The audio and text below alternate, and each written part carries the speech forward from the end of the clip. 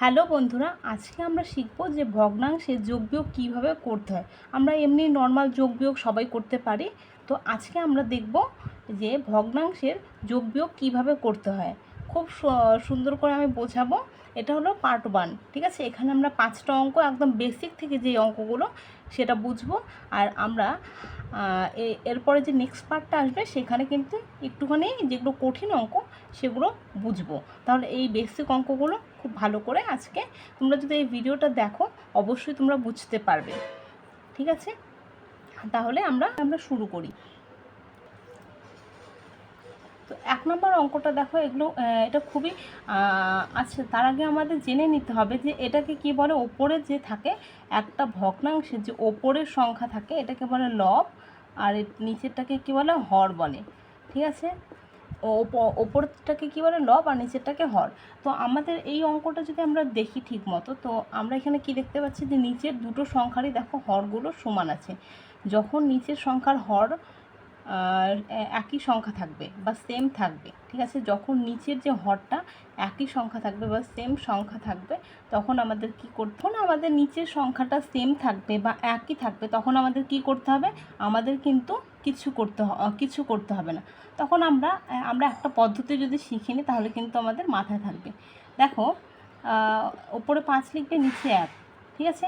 যেহেতু দুটো সংখ্যারই আমাদের দুটো সংখ্যারই কি আমাদের হরটা সমান, মানে এখানেও 1 গুণ আছে, এখানেও 1 গুণ আছে, ঠিক আছে। 1 গুণ করা মানে কিন্তু সেই সংখ্যাটাই, ঠিক আছে। তাহলে এখানে যদি আমরা 1 গুণ করে ওপরেও কি 1 গুণ করব, এই নিয়মটা শিখে রাখলে আমরা যখন পরবর্তীকালে বড় অঙ্ক করব তখন আমরা বুঝতে পারবো, ঠিক আছে। এটা দেখো, তার মানে এখানে যদি 1 গুণ দিই আমাদের ওপরেও 1 গুণ দিতে হয়। আমাদের নিয়ম, আমরা হরের সঙ্গে যা গুণ করব আমাদের লবের সঙ্গেও ঠিক সেই সংখ্যাটাই গুণ ভাগ যেটাই করি না কেন আমাদের নিচে যদি যোগ বিয়োগ গুণ ভাগ দেয় ওপরেও আমাদের দিতে হয়, ঠিক আছে। তাহলে এখানে 5 অক্ষে 5 আর 3 অক্ষে 3 আর 6 অক্ষে 6 আর এদিকে তোমার 3 অক্ষে 3। তাহলে এই দুটো সংখ্যা যখন মানে এই লাইন থেকে ডাইরেক্ট আমরা এই লাইনে আসতে পারি, ঠিক আছে। এটা করার দরকার নেই, কিন্তু এটা বোঝানোর জন্য আমি করালাম। তাহলে এখানে সেম সংখ্যা যখন থাকবে নিচে ওই সংখ্যাটাই লিখে দেবে, ঠিক আছে। নিচে ওই সংখ্যাটা নিয়ম, কারণ এই দুটো যদি লসাগু করা যায়, লসাগু কীভাবে করে, এইভাবে যে করে লসাগু, তো দেখবে কত আসবে, 3ই কিন্তু আসবে। তাহলে আমাদের 3, এবার এই 3 এইখানকার নিয়মকে, এই যে আমাদের লসাগু যে সংখ্যাটা আসলো এই সংখ্যার সঙ্গে এটা কি করতে হয়, ভাগ করতে হয়। এবার বলো তো 3-এর সঙ্গে 3 যদি আমরা ভাগ দিই কত আসে, 3-এর সঙ্গে 3 ভাগ দিলে 1 আসে, তাই তো। তা 3-এর সঙ্গে 3 ভাগ দিলে কত আসে, 1 আসে। ওই সংখ্যাটা ভালো করে, এই সংখ্যাটার সঙ্গে যে লসাগুটা আসে এটাকে এই সংখ্যার সঙ্গে কী করতে হয়, ভাগ করতে হয়। আর ওপরে ওই সংখ্যার সঙ্গে কী করতে হয়, গুণ।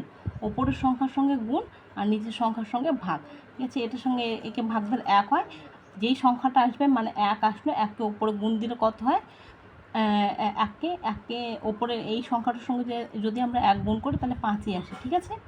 5 যোগ, এবার দেখো এটা কি করবে, এই যে আবার 3-এর সঙ্গে সেম নিয়ম, এই সংখ্যার সঙ্গে ভাগ আর উপরের সংখ্যার সঙ্গে গুণ। কোন সংখ্যাটা গুণ করবো, যেই সংখ্যাটা আমাদের ভাগফলে আসবে। তাহলে 3-এর সঙ্গে 3কে ভাগ করলে কত 1 হয়, আর 1-এর সঙ্গে 6কে গুণ করলে কত হবে, 6 নিজেই হবে। বুঝতে পারলে, মানে নিচের সংখ্যার সঙ্গে ভাগ আর উপরের সংখ্যার সঙ্গে গুণ। তাহলে এবার নর্মাল আমরা নিচে যা আগে এই সংখ্যাগুলোর ক্ষেত্রে নিচে যা থাকবে সেটা লিখে দেবে, ঠিক আছে। আর ওপরে 5 আর 6 যোগ করলে কত হয়, 11। এই হয়ে গেল অঙ্ক। মানে এই দুটো লাইন কিন্তু তোমরা এই লাইনটা স্কিপ করা যেতেই পারে এখানে, কারণ নিচের সংখ্যাটা নিচের সংখ্যা সেম থাকলে কি হয়, মানে তোমরা এই লাইনটাও স্কিপ করতে পারো, মানে লেখার কোনো দরকার নেই। এই লাইন থেকে সরাসরি এই লাইনে চলে আসা যায়, ঠিক আছে। মানে নিচের সংখ্যা সেম থাকলে নিচের সংখ্যাটা লিখতে, যেই সংখ্যা থাকে সেই সংখ্যা লিখবো, আর উপরে যে দুটো সংখ্যাকে পরপর হলো এরকম করে যোগ আকারে লিখতে হয়। এখানে যোগ থাকলে যোগ আর বিয়োগ থাকলে বিয়োগ, ঠিক আছে।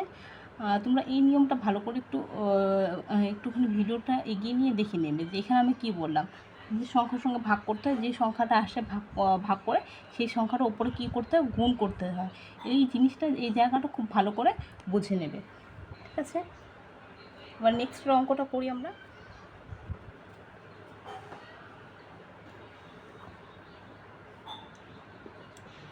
আমাদের যে 2 নম্বর অঙ্কটা ছিল 7, 5, বিয়োগ,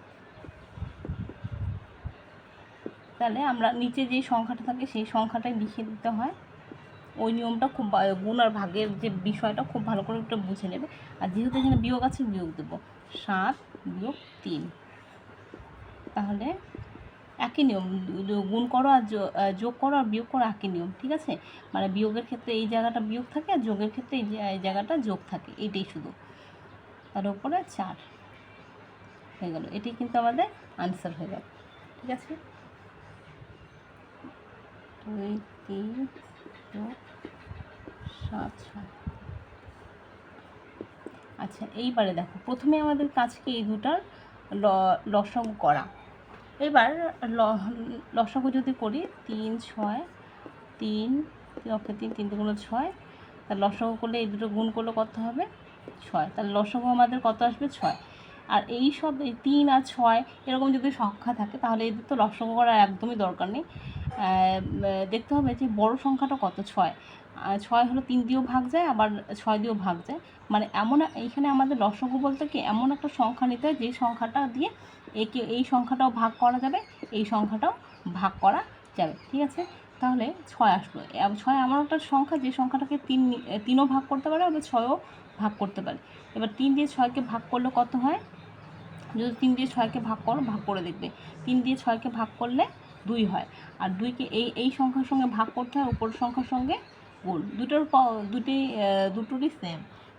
ভাগ করলে কত হবে 2, 2কে উপরের সঙ্গে যদি গুণ করে 2 দুগুণ 4 যোগ, এবার এটার সঙ্গে এটা ভাগ দিলে কত হবে, 6কে 6 দিয়ে ভাগ দিলে 1 হবে। আর 1কে যদি আমরা 7-এর সঙ্গে গুণ দিই কত হয়ে যাবে, 7 অক্ষে 7। এটা আবার লিখো না এখানে, 7 অক্ষে 7, ঠিক আছে। এটা আমি বোঝানোর জন্য জাস্ট করাচ্ছি, ওপরে যে আমি গুণগুলো লিখছি ওগুলো কিন্তু লেখার দরকার নেই, ঠিক আছে। শুধু নিয়মটা বোঝে নাও যে এটার সঙ্গে ভাগ করতে হয় আর ওপরের সঙ্গে গুণ করতে হয়। তাহলে এই যে এবার নিচে এই সব অঙ্কের নিচে যেই সংখ্যাটা থাকে সেটি বসে, আর ওপরে যে এই দুটোকে যোগ করলে কত হবে, 4 7কে যোগ করলে 11। এই আমাদের কিন্তু অঙ্ক হয়ে গেল, করালাম। এবার 4 নম্বরটা দেখো, 7 10 যোগ 3 5। দেখো আমাদের নিয়ম কিন্তু সেম, নিয়ম হলো আমাদের লসাগু করতে হবে। লসাগু করার কি, নিচে আমাদের এমন একটা সংখ্যা নিতে হবে যেই সংখ্যা দিয়ে এই সংখ্যাটাও ভাগ যায় আবার এই সংখ্যাটাও ভাগ যায়। মানে এমন একটা সংখ্যা মানে কি লসাগু। 10 আর 5-এ যদি তোমরা লসাগু করো, লসাগুটা একটু করে নেবে, 10 আর 5-এ লসাগু করলে 10 হয়। কত হয়, 10 হয়। তাহলে এখানে 10 আর 5-এ লসাগু 10। নিয়ম কি, এটার সঙ্গে এটাকে ভাগ দিতে হবে, এই সংখ্যার সঙ্গে একে ভাগ দিলে কত হবে, 1 হবে। আর 1কে 7-এর সঙ্গে গুণ দিলে কত হবে, এই সংখ্যার সঙ্গে ভাগ আর উপরের সংখ্যার সঙ্গে ওই সংখ্যাটাকে গুণ। তাহলে 10কে 10 দিয়ে ভাগ দিলে 1 হবে, আর 1কে 7 দিয়ে গুণ দিলে 7 যোগ 5। 5কে 10 দিয়ে 5 দিয়ে 10কে ভাগ করলে কত পাওয়া যায়, 2 পাওয়া যায়। 5 দিয়ে 10কে ভাগ করলে 2 পাওয়া যায়, আর 2কে 3 দিয়ে গুণ করে 3 দুগুণ 6, 3 দুগুণ 6। তাহলে নিচে যেই সংখ্যা সেইটাই থাকে, আর উপরে এই দুটোকে কী করতে, যোগ, মানে যোগ বিয়োগ যেটাই থাকুক সেটা করবা। 7 আর 6 যোগ করলে 13। এই আমাদের হয়ে গেল। আর আমাদের সবার গুলিয়ে যায়।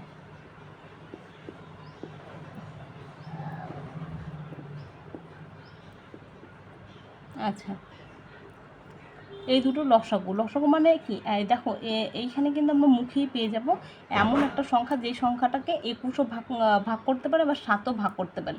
এমন একটা সংখ্যা কি সব থেকে ছোটো, এরকম একটা সংখ্যা কত হবে, 21, ঠিক আছে। কত হবে, 21। তাহলে 7 দিয়ে 21কে ভাগ করলে কত হয়, 3 হয়। 7 দিয়ে 21কে ভাগ করলে 3 হয়। আর 3কে 4 দিয়ে গুণ করলে কত হয়, 3 4 12। 3 4 কত হয়, 12 বিয়োগ, এখানে কি বিয়োগ, তার বিয়োগ থাকবে বিয়োগ, যোগ থাকবে। এবার 21কে 21 দিয়ে ভাগ করলে কত হয়, 1 হয়। 21কে 21 দিয়ে ভাগ করলে 1 হয়। আর 1 দিয়ে যদি 8কে আমরা গুণ করি, 21কে 21 দিয়ে ভাগ করলে 1 হয়, আর 1কে 8 দিয়ে গুণ করলে 8 হয়। তাহলে নিচের সংখ্যা 21 21ই থাকবে, আর ওপর 12 থেকে 8 বিয়োগ করলে কত হয়, 4, ঠিক আছে। আর একটা আমি অঙ্ক করি, এই অঙ্কটা কি, অনেক সময় এই ধরনের অঙ্ক দেয়, আমরা বেশি করে ফেলি, তখন কিন্তু এটার সঙ্গে এটা আমরা কাটাকাটি করতে পারি। দেখো দুটো সংখ্যা এরকম যেই সংখ্যাটাকে আমরা কাটাকাটি করতে পারছি 5 দিয়ে, মানে দুটোই 5-এর গুণিতক। তাহলে 5 দুগুণ 10, এটা 5 7 35 এভাবেও কিন্তু হয়। মানে আমাদের কত আসলো দেখো, এই যে নিচের সংখ্যাগুলো সেম হয়ে গেল। আমরা একদম প্রথমে যে অঙ্কটা করেছিলাম নিচের সংখ্যা সেম থাকলে কি হয়, মানে নিচের সংখ্যাটা যেটা থাকে সেটাই লিখতে হয়, আর উপরে যোগ থাকলে যোগ আর বিয়োগ থাকলে বিয়োগ, যেটা যেটা থাকে সেটা করতে হয়। মানে 4 যোগ এখানে কত 7, তার মানে নিচে আমাদের যা থাকে সেটাই হয় 2, 4 আর 7 যোগ করলে কত হয় 11। এভাবেও কিন্তু করা যায়। তো তোমরা যদি আরও বেশি ডিটেলসে জানতে চাও, আরও বেশি ভালো করে জানতে চাও, এটা কিন্তু একদম বেসিক লেভেলের, এর থেকে বড় অনেক অনেক অঙ্ক থাকে, সেগুলো যদি তোমরা ভালো করে জানতে চাও অবশ্যই আমাকে পার্ট 2 র জন্য কিন্তু কমেন্ট করবে, নাহলে কিন্তু আমি বুঝতে পারবো না। তো কমেন্টের আশায় রইলাম, যত বেশি কমেন্ট আসবে তত তাড়াতাড়ি আমি ভিডিও বানানোর চেষ্টা করব, ঠিক আছে? তো যদি আমার বোঝানোর পদ্ধতিটা তোমাদের ভালো লাগে অবশ্যই আমার চ্যানেলটিকে কিন্তু সাবস্ক্রাইব করে রাখবে। আমি নিত্য নতুন প্রতিদিন ভিডিও ছাড়বো অঙ্ক করা নিয়ে, বেসিক থেকে যাদের বেসিক এখনও ক্লিয়ার না, ভালোভাবে বুঝতে পারো না, কারণ বড় অঙ্ক করতে গেলে কিন্তু আমাদের ছোটো অঙ্কে ছোটো ছোটো বিষয়গুলো খুব ভালো করে বোঝা প্রয়োজন। তো সেই সব বিষয় যদি বুঝতে চাও অবশ্যই কিন্তু চ্যানেলটিকে সাবস্ক্রাইব করে রাখবে, ঠিক আছে? তো দেখা হচ্ছে নেক্সট কোনো ভিডিওতে। টাটা।